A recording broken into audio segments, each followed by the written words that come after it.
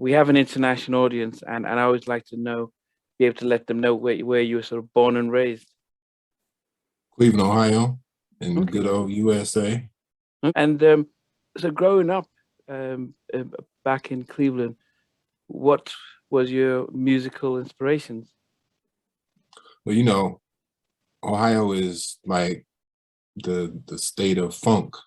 So we had a lot of funk that came out of Ohio.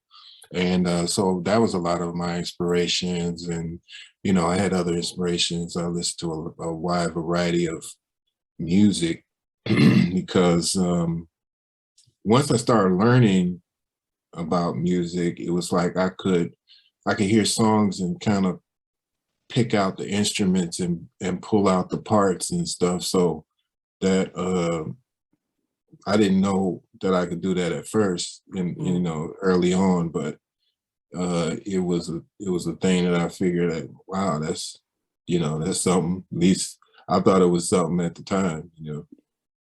Yeah, but I mean, but were you, growing up as a kid, were you getting the opportunities to sing?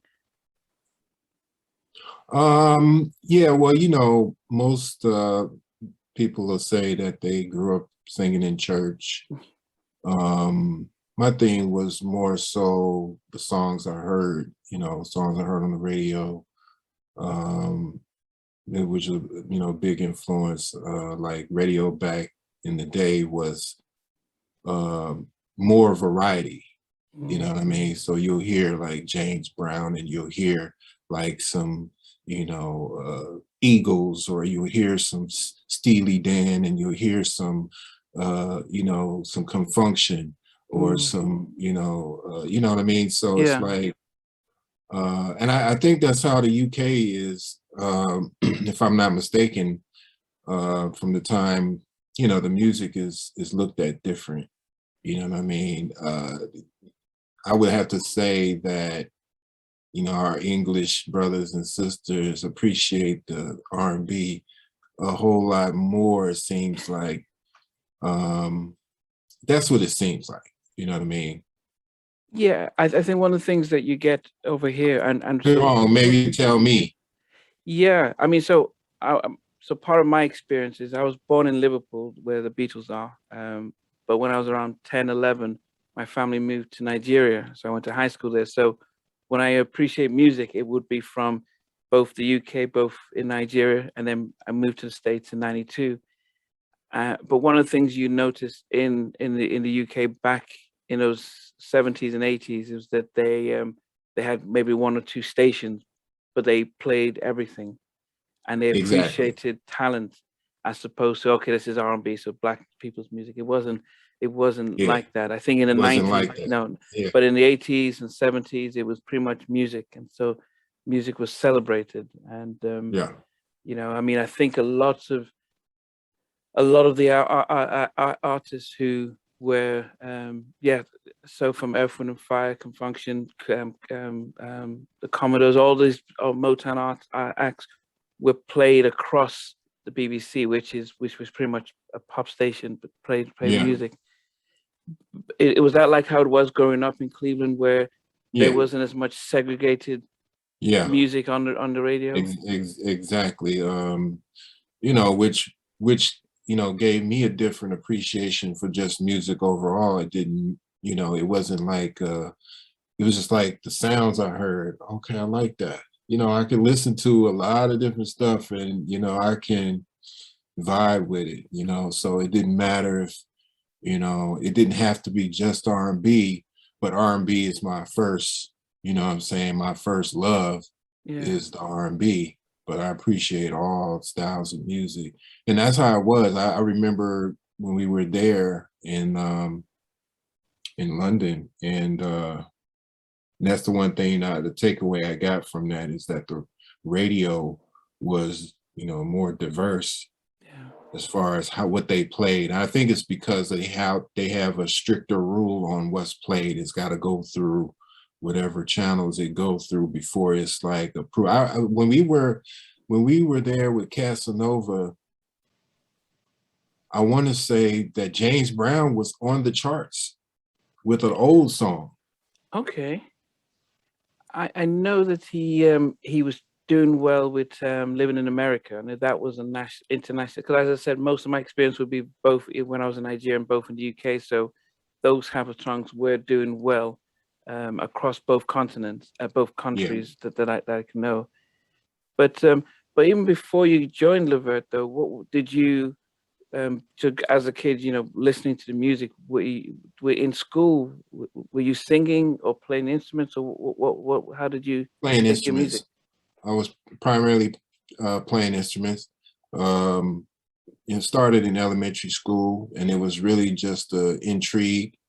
You know what I mean? Intrigue along with just wanting to get out of class, and you know, so it's elementary school. In elementary school over here, you stay in the same class all day. You have recess, and you go back to Yeah. the same class.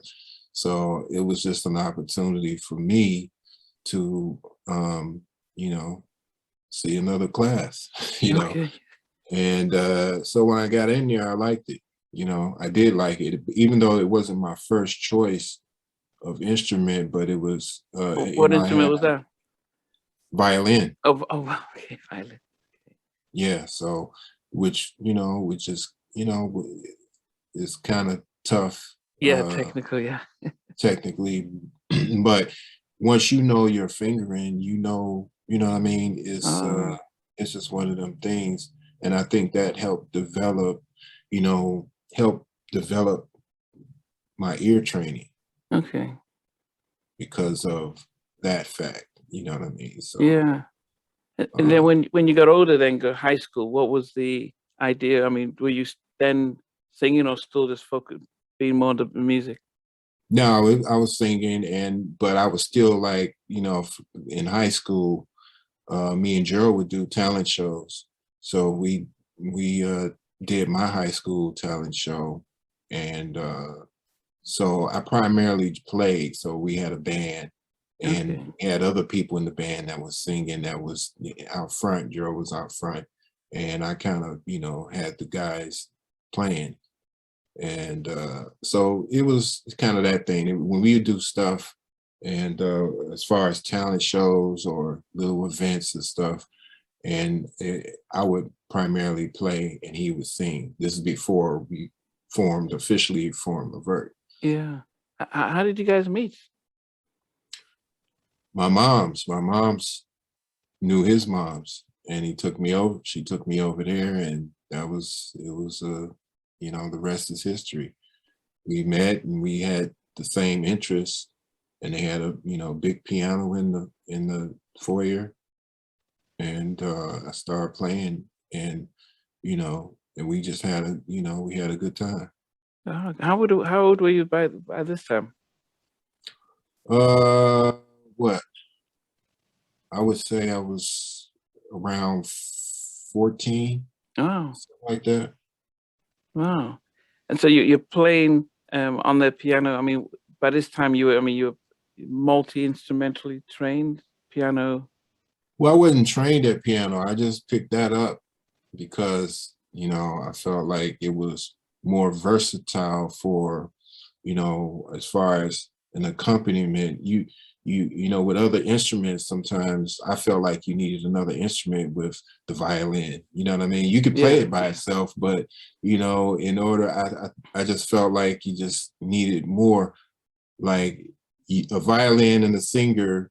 I don't know how that you can do it, Yeah. you can do it, but I'm just saying, it's Yeah. just like you still need some more backup. You need something else. You know what I Yeah. mean? Yeah. So the piano to me was something that you could play all songs and people Mm, get it. Like, oh, I know it. Even if it's not a piano song, you could yeah. play it on the piano and people will be, oh yeah, I know what song that is. You Yeah. know what I Yeah. mean? Yeah. So that's what I think intrigued me about the piano, because you could just play it and people can just sing along. Whereas if Yeah. I played a horn or whatever, they can sing along, but it's not the same. Yeah. You can Yeah. get more of the basics with the piano. You get the bottom notes with the bass, and you got the top that'll play and chords and melody, or, so I just thought it was more versatile for what I, you know, because I wanted I wanted to be able to, you know, play those songs that I was hearing, and I could really effectively try to do that on the piano. Wow. On the violin, it was, Yeah. you know, Yeah. you Yeah. know, they might get it, they might not, They you know might. what I mean? Yeah. I mean, if you're a country star, it's it does you know, they probably will catch most of Yeah, yeah, yeah. it. Yeah. I mean, even after you met Gerald, did you have a sense from yourself that okay, this is a career, or was it more like a nice little pastime? Let's just sing on the weekends and then focus on school and No, I never thought of it as a career. I never thought of it that far in advance. I never had a clue of how it was going to turn out. I never thought that far. Now, I think Gerald did because of his background, because of his father, because of what he's seen himself. You oh know what I'm yes, saying? the OJs, yeah, yeah, okay, So for me, I didn't see all of that. okay, I didn't see all that coming up. I didn't, you know, I didn't really go to a concert till I was a teenager, older, you know, a little older teenager, okay, you know. So I didn't have that kind of experience that he had as yeah, far as, you know, with his father or being backstage or meeting other famous people or any of that, you know what I mean? So I yeah, didn't yeah, have, you know, my thing was more like, you know, it became my love. I loved to do it. y- Didn't know where it was going to go. I didn't even think about it that far. Gerald had more of a idea of where it could go because he was living it as a kid. mhm, You know what I mean? And so him seeing his dad, you know, I believe that really propelled him to want to do that. He see the girls going crazy, and, you know, all of that. So yeah. yeah, but then did you actually? I just it's as we're talking, I completely forgot that his dad was, part of the OJs. Did did Right. you? Sorry about that. No, no, it's fine. Did you know who his dad was? That he was a famous recording No, artist? initially I can say that I didn't put them together. You know what I mean? Okay. Initially I didn't because I didn't see him initially when I first went over, and it didn't click to me because I didn't relate the songs that I heard some of the songs, but I didn't relate them to be that's who it is. You know what I mean? Okay. Yeah, Remember, yeah. I've never seen anybody that was famous or had been on a stage or had an album or nothing. You know what I mean? So it Yeah. wasn't that kind of thing for me. And but once, you know, I connected the two, and it might not have happened for a while because of um um we, you know, we would be doing what we doing. You know, when I Mm. was over there, we'd be trying to make up songs or, you know, or watching movies or whatever it is. Yeah. So, but it was one time I really, you know, I really connected it, and it was like, wow, okay, these, you know, it's like I'm listening to all these hit songs, and you know, so it was, but it was so just organic. It was just so kind of natural that there was no thing because it didn't he didn't like come off like any kind of way, you know what I Okay. mean? So it was just like, oh, we just chilling at the house, you know. It wasn't no, you know, it wasn't no, it wasn't a star, you know, just in motion at the time. We just at home chilling. Yeah. Now, I guess was it a case for you then? When did you start to feel the sense of, you know what, instead of getting a 9 to 5, maybe I could invest my time and energy into getting a career in the music industry? Was there a particular moment that you it happened for you? Well, it was in process ever since we got together. It was in process. I didn't really know it, but it was in process because we went through all the stages. It wasn't a thing like, you know, we got put up in a situation. We actually worked for this to happen.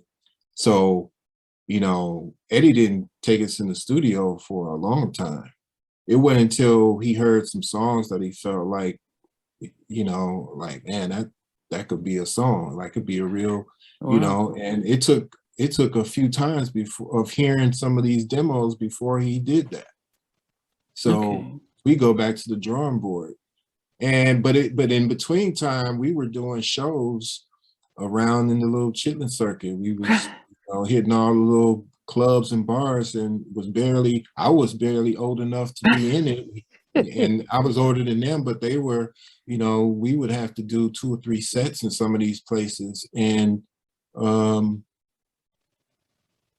during the intermission, when we take a break, we had to go to a dressing room or go to the basement because we were underage.